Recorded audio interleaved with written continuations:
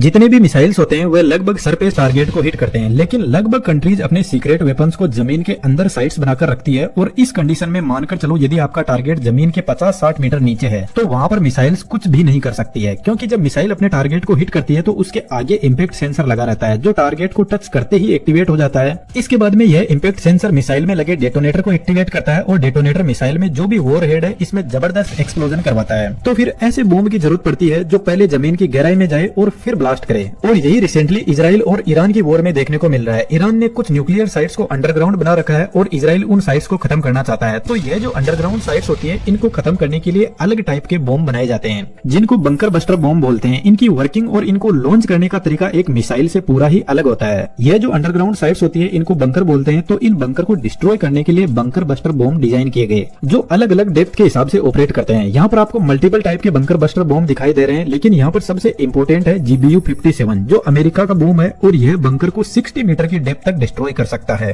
और देखा जाए तो दुनिया में यही सबसे पावरफुल बंकर बस्टर बॉम्ब है आज के टाइम में। इसकी इंजीनियरिंग को थोड़ा डिटेल से जानने की कोशिश करते हैं। देखा जाए तो स्पेशली अमेरिका के पास में ही पावरफुल बंकर बस्टर बॉम्ब है और यह तीनों अमेरिका के ही है। बंकर्स जो होते हैं वह स्पेशली जमीन के अंदर रीइंफोर्समेंट कंक्रीट से बने होते हैं जो काफी मजबूत होती है। तो इन बॉम्ब की डिजाइन इस रीइंफोर्समेंट कंक्रीट को तोड़ने के हिसाब से ही की जाती है, जो आगे आपको क्लियर हो जाएगा। सबसे पहले बात करते हैं BLU-109 की। यह 1970 में बना बॉम्ब है। इस बॉम्ब का वजन लगभग 900 किलो है और यह 2 से 3 मीटर की डेप्थ तक यानी एक फ्लोर की बिल्डिंग को जमीन के अंदर तक डिस्ट्रॉय करने में सक्षम है। इसके बाद में आता है GBU-28 और फिलहाल इजराइल इसी बॉम्ब का यूज कर रहा है ईरान के बंकर्स को डिस्ट्रॉय करने के लिए, जो लगभग 6 मीटर की डेप्थ तक जमीन में जा सकता है, जो 2 फ्लोर तक की बिल्डिंग को डिस्ट्रॉय कर सकता है। इसका पूरा वजन 2300 kg है। यदि एक इंसान से इसकी साइज का कंपैरिजन किया जाए तो आप इसको देख सकते हो। इसकी टोटल लेंथ 19 फीट की है और इसका डायमीटर 13.5 इंच का है और इसके सेंटर में इसका वॉरहेड रखा रहता है जो लगभग 300 kg के अराउंड है, जिसमें 80% TNT और 20% एल्यूमिनियम पाउडर होता है। एक्चुअल में जितने भी बंकर बस्टर बॉम्ब होते हैं उनको ऊंचाई से गिराया जाता है, तो इनमें इनका वजन ही इनको स्पीड देने का काम करता है ग्रेविटी की हेल्प से।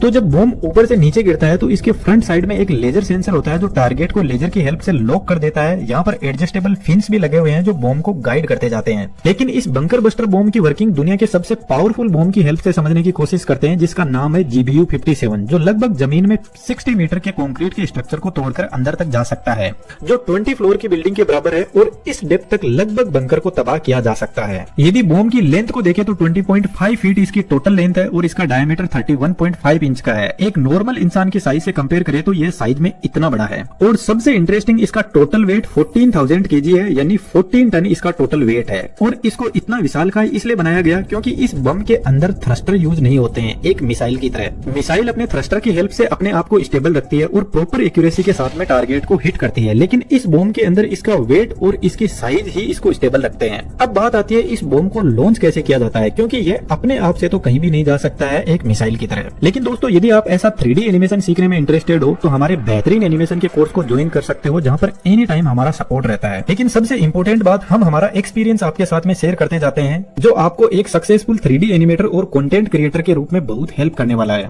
डिस्क्रिप्शन में डिटेल्स अवेलेबल है, जरूर से चेकआउट कीजिएगा। इस बॉम्ब को लॉन्च करने के लिए एक पावरफुल एयरक्राफ्ट की जरूरत पड़ती है जो फिर से अमेरिका के पास में ही है, जिसका नाम है B-2 स्प्राइट स्टेल्थ बॉम्बर। यह एयरक्राफ्ट बहुत ऊंचाई पर उड़ता है और हाई स्पीड में उड़ता है, जिसकी वजह से यह रडार से आसानी से बच जाता है। अब यह भी अपने आप में एक बहुत ही बेहतरीन इंजीनियरिंग है, जिसको किसी और वीडियो में डिटेल से समझेंगे। जब एयरक्राफ्ट अपनी टारगेटेड लोकेशन पर पहुंच जाता है तो यह बॉम्ब को यहाँ से फ्रीली हवा में गिरा देता है। अभी हमने ऊपर देखा कि GBU-57 14 टन वजनी एक भारी बॉम्ब है, तो B-2 स्प्रिट बॉम्बर सिर्फ 2 ही GBU-57 को एक साथ में कैरी कर सकता है। जब इस बॉम्ब को इतनी हाइट से गिराया जाता है तो अब जरूरत है बॉम्ब को अपने टारगेट के पास में पूरी एक्यूरेसी के साथ में हिट करना, और इसके लिए बॉम्ब के पीछे की तरफ GPS और इनर्शियल नेविगेशन सिस्टम लगा रहता है जो इसको गाइड करते हैं। डेटा स्टोर करने के लिए इसमें बैटरीज लगी रहती है और कनेक्शन को एस्टेब्लिश करने के लिए एज ए नेटवर्क एंटीना इसमें एक अडेप्टिंग रिंग भी होती है। लेकिन सबसे इंपॉर्टेंट बात, इस बॉम्ब के अंदर थ्रस्टर यूज नहीं होते हैं, तो फिर यह GPS और INS अपने डेटा को फीड करते हैं पीछे की तरफ लगे मोटर कंट्रोल्ड फिन्स को,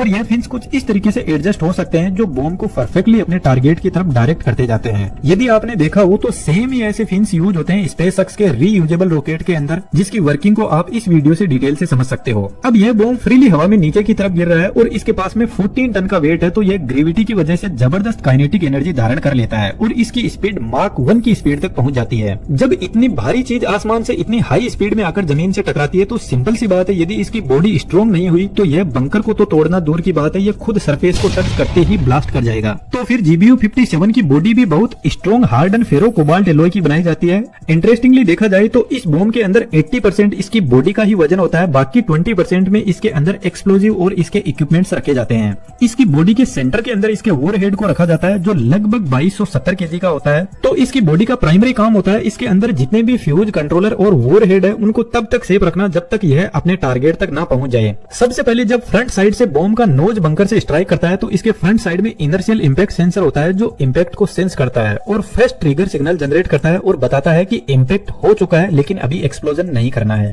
यहाँ से सिग्नल माइक्रो कंट्रोलर और डिजिटल डिले फ्यूज के पास में जाता है जो इंपैक्ट करते ही टाइमर को स्टार्ट कर देता है। साथ में यह इंपैक्ट फोर्स और डेप्थ को भी एनालिसिस करता है, लेकिन कई बार इंपैक्ट होने के बाद में यह सिर्फ टाइमर को ही एक्टिवेट करता है। जैसे इंपैक्ट होने के बाद में 150 मिलीसेकंड के बाद में एक्सप्लोजन करवाना है, तो जैसे ही टाइमर पूरा होता है तो यह सिग्नल पहुंचता है डेटोनेटर यूनिट के पास में और इसको एक्टिवेट किया जाता है और यह यूनिट हाई वोल्टेज और करंट से शॉक पल्स जनरेट करती है, जिसकी वजह से जो बड़ा एक्सप्लोजिव कंटेंट बॉम्ब के अंदर रखा हुआ है वह आग पकड़ लेता है। अब हमने ऑलरेडी डिस्कस किया है कि इस बॉम्ब का जो कवर है वह बहुत ही स्ट्रॉन्ग एलॉय का बना हुआ है, तो इसके अंदर वॉरहेड जबरदस्त हाई प्रेशर और टेम्परेचर क्रिएट करता है और एक लिमिट के बाद में यह स्ट्रॉन्ग मेटल टूट जाती है, जिसकी वजह से एक बड़ा धमाका होता है। लेकिन जब धमाका होता है तो यह बॉम्ब आग नहीं लगाता है, बल्कि इसके धमाके से शॉक वेव जनरेट होती है जो बेसिकली प्रेशर वेव ही होती है। तो अंदर की तरफ जबरदस्त प्रेशर जनरेट होता है जिसकी वजह से बंकर के अंदर इसके स्ट्रक्चर में दरारें आने लगती है और यह शॉक वेव इतनी जबरदस्त होती है कि इनकी वजह से अर्थक्वेक भी आने लग जाता है। अब आप सोचो कि यदि इस बॉम्ब के अंदर हम थ्रस्टर लगा दे और थ्रस्टर से पावर दी जाए तो यह बॉम्ब क्या और ज्यादा डेप्थ में जा सकता है? तो इसका आंसर है नहीं, क्योंकि जब बॉम्ब पर थ्रस्टर लगाए जाएंगे तो इसकी स्पीड मार्क 3 या मार्क 4 की स्पीड तक पहुंच जाएगी। तो हमें इसकी बॉडी को और ज्यादा स्ट्रॉन्ग बनाना होगा ताकि जब बॉम्ब मार्क 3 या मार्क 4 की स्पीड से ग्राउंड से स्ट्राइक करे तो वह इतने जबरदस्त प्रेशर को सहन कर सके। अदरवाइज तो बॉम्ब सरफेस से टकराते ही ब्लास्ट हो जाएगा और जैसे जैसे हम इसकी स्ट्रॉन्गनेस बढ़ाते जाएंगे वैसे वैसे इसकी कॉस्टिंग बढ़ती जाएगी। इसी वजह से इसमें थ्रस्टर्स का यूज नहीं किया जाता है। यदि आप ऐसा एनिमेशन सीखने में इंटरेस्टेड हो तो डिस्क्रिप्शन में डिटेल्स है, जरूर से ज्वाइन कीजिएगा। इसके अलावा चैनल को सपोर्ट करने के लिए आप चैनल को सब्सक्राइब कर सकते हो। Thank you.